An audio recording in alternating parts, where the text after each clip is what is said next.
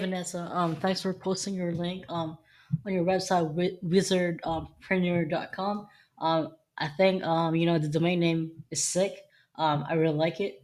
So I think one of those things that I would change for this one would be really design consistencies, font, font sizes and things like that. Because as you can see on here, you have this huge, not really huge, but I want to say, long headline text on here, but it doesn't look too big. It's good. But on this one though, it looks way bigger than your headline, as you can see here.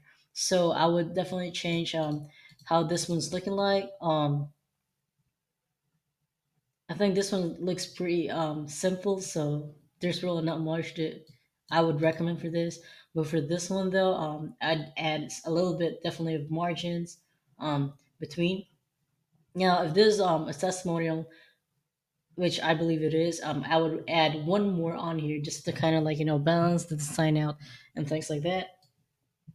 Now, I believe this is a separator, so I would put this in center if you want to if like if you're gonna add one more testimonial on here just to kind of like make the design look more just to make it look and flow nicer. All right, and then I like that you have a lead gen, but at the same time the lead gen design doesn't really match up your site design, so I'm not really sure on that one.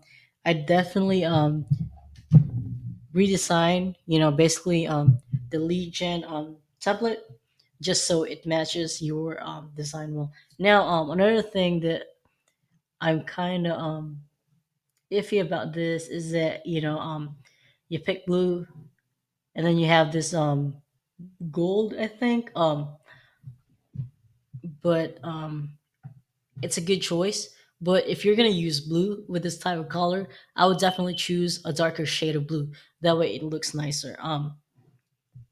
That's just my thing. And website optimization wise, your website loaded for me for like I was basically waiting on it for like 10 seconds.